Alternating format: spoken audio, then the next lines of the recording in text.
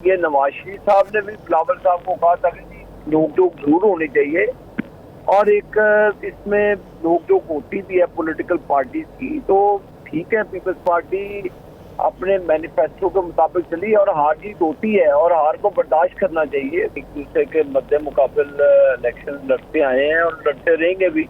जाहिर है यूपी में भी इलेक्शन हुए, वहाँ पे भी एक दूसरे के जो अपना अपना हर पार्टी का मैनिफेस्टो है। बिलावल साहब अपनी पार्टी के मैनिफेस्टो के साथ चले, हम अपनी पार्टी के मैनिफेस्टो के साथ चले और अल्लाह के फजलो करम से आज़ाद कश्मीर में हमें विक्ट्री हुई और हमने अल्हम्दुलिल्लाह सफाया किया है और लोगों ने वोट दिए वहाँ पे। और मैं समझता हूँ कि हर पॉलिटिकल पार्टी का नैरेटिव है, उन्होंने अपना नैरेटिव पीएमएलएन को रगड़ने में रखा और पीएमएलएन ने अपना नैरेटिव डेवलपमेंट पे रखा और हमारा ट्रैक रिकॉर्ड है और लोगों ने उसके ऊपर हमें वोट दिया। तो ठीक है, ये नवाज शरीफ साहब ने भी बिलावल साहब को कहा था कि जी नोक-झोंक जरूर होनी चाहिए और एक इसमें नोक-झोंक होती भी है पॉलिटिकल पार्टीज की। तो ठीक है, पीपल्स पार्टी अपने मैनिफेस्टो के मुताबिक चली और हार जीत होती है और हार को बर्दाश्त करना चाहिए। जीपी में हमने मुबारकबाद दी, वज़ीर आज़म शहबाज शरीफ साहब ने मुबारकबाद दी, तो यही गुड जेस्चर होता है जमहूरियत में।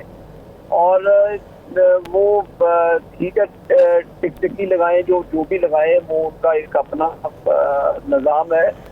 और लेकिन कश्मीर में उनकी टिकटकी लगी और कश्मीर में हमें वोट मिले और हम कामयाब हुए और हम इंशाअल्लाह ताला पीएमएलएन जो अपना नैरेटिव है वो कश्मीर में लेकर चलेगी और हम इंशाअल्लाह कश्मीर में एक नई सुबह को रोशन करेंगे। वहाँ पे तो देखें, पीपल्स पार्टी की हुकूमत है, सदर उनके हैं, सेक्रेटरी चीफ सेक्रेटरी उनके हैं, तमाम इंतजामिया पाकिस्तान पीपल्स पार्टी की है। तो हारने के बाद आप धांधली के इल्जाम लगाना तो ये मुनासिब नहीं है। मैं कोटली में खुद मौजूद था। पीपल्स पार्टी सिंध के जो इंटीरियर मिनिस्टर हैं वो खुद तशरीफ लाए और डेथ स्क्वाड की 40 गाड़ियाँ सिंध गवर्नमेंट की, सिंध के लोगों की जो गाड़ियाँ थी सिंध हुकूमत की, वो 40 गाड़ियाँ वहाँ पे जीबी में कोटली के वो ये कश्मीर में कोटली में आई।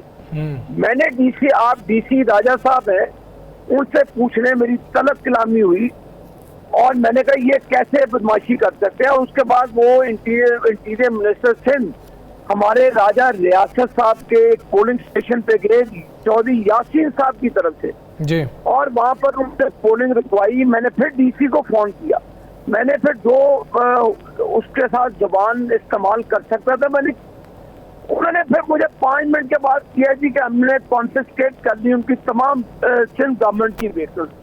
आप इस हद तक वहाँ पर इलेक्शन लड़ने आए, तो मैं यही बिलावल साहब को समझा रहा हूँ कि आप लोग वहाँ पर सिर्फ बदमाशी करने आए, फिर सिरोही की अवाम के ने फिर उसका बदला लिया और राजा रियासत ने इनके जो चौधरी यासीन थे आज़ाद कश्मीर पीपल्स पार्टी के सदर, उनको 5000 वोट से हराया।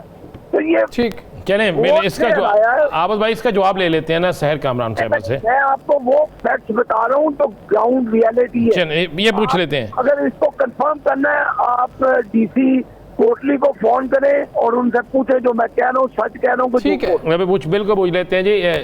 सहर कामरान साहबा, आबद शेरल साहब कहते हैं वो ग्राउंड में मौजूद थे, मौके पे मौजूद थे, आपकी पीपल्स पार्टी के लोग आए, सारा कुछ इसी तरह किया जो वो बता रहे हैं, आप भी सुन रही हैं।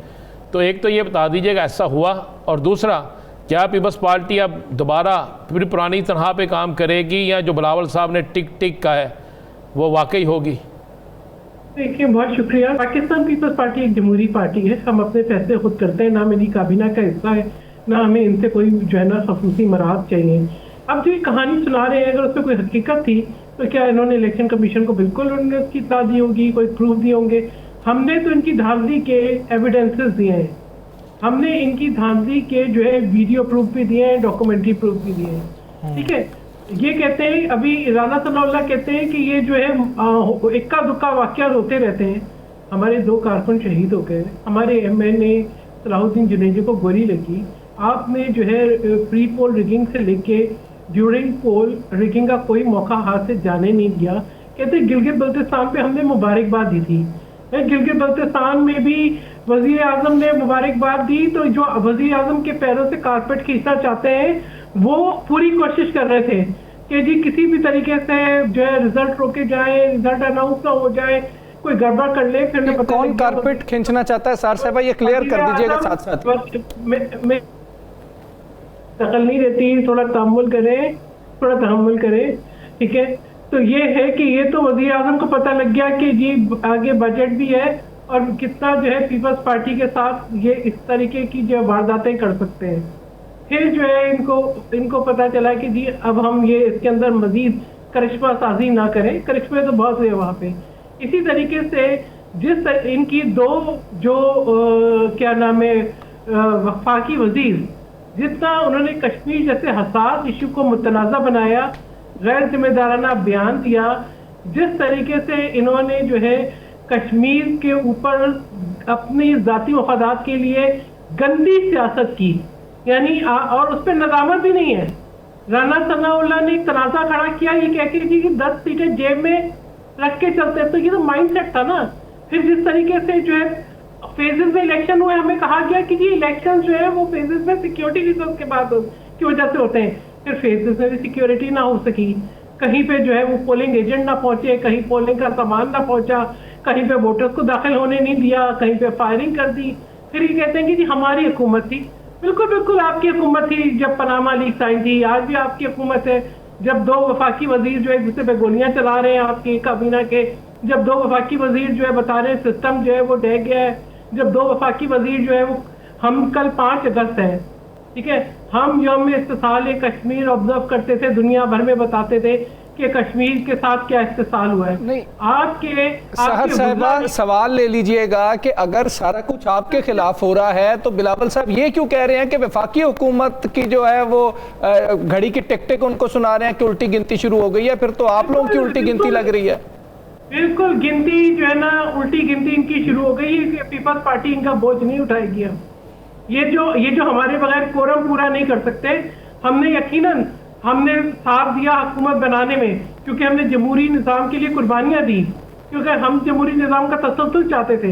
मगर ये वो जमात है जिसको 2008 में काबीना का हिस्सा बनाओ तो एक काला कोट पहन के अदालत चली जाती है, जिसके साथ 2015 में बिल्कुल हर चीज में ताउन करो तो ये एक बयान के बाद जो है मीटिंग तयशुदा कैंसिल कर देते हैं।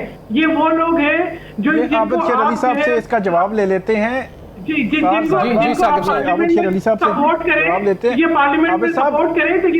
बताइएगा, एक तो वो रिबट कर रहे हैं आपके जो एलिगेशन जो आपकी जानिब से बात की गई आज़ाद कश्मीर इलेक्शन के हवाले से। दूसरा सर, ये बहुत ज़्यादा इस पर डिस्कशन पीपल्स पार्टी ने भी आपको टारगेट किया हुआ है, तो फिर जो सवाल आता है कि आपके जो वज़ीर थे काबीना के, उन्होंने बात की और उस पर जो है वो रद्द-ए-अमल देने से नवाज शरीफ साहब ने रोक दिया। तो सर सवाल ये है मेरा कि आपको लगता है कि कोई सेकंड ऑप्शन आपने ज़हन में रखा हुआ है कि पीपल्स पार्टी अगर जिस तरह कह रहे हैं बिलावल साहब, वो अगर कोई आपको टफ टाइम देते हैं, या वो जिस तरह कह रहे हैं कि आपकी उल्टी गिनती शुरू हो गई है, या हुकूमत से वो अलग होते हैं, तो सेकंड ऑप्शन भी आपके ज़हन में है कि कैसे फिर निज़ाम ये चलेगा? देखिए जी, ऑपोजिशन पीपल्स पार्टी का राइट है, करें ऑपोजिशन। हमने इनको कब मना किया कि ना करें? बिल्कुल इनको करनी चाहिए, बिल्कुल ये जोर धड़ाके से करें। लेकिन खैर कामरान साहिबा आप पढ़ी लिखी हैं, तहजीब के दायरे में बात करते हैं, बात मैं भी बड़ी सख्त कर सकता हूँ, लेकिन आपका लिहाज करता हूँ मैं। अगर आप वजीर आजम लगी हैं, वो शहबाज शरीफ साहब सबके इलेक्टेड प्राइम मिनिस्टर हैं और एक तहजीब के दायरे में उनका नाम लेना चाहिए। मैं अगर दरदारी करूँ तो ये अच्छी बात नहीं है। पुराने माहौल से आप निकल आए हैं, आप सुलझाओ की तरफ जाएं। आपने अपने इंटीरियर मिनिस्टर को कैसे भेजा आज़ाद कश्मीर में फायरिंग करने के लिए? वो किस अथॉरिटी के तहत वो पोलिंग स्टेशन के अंदर सिंध के गुंडे जो पुलिस के लेकर आया था,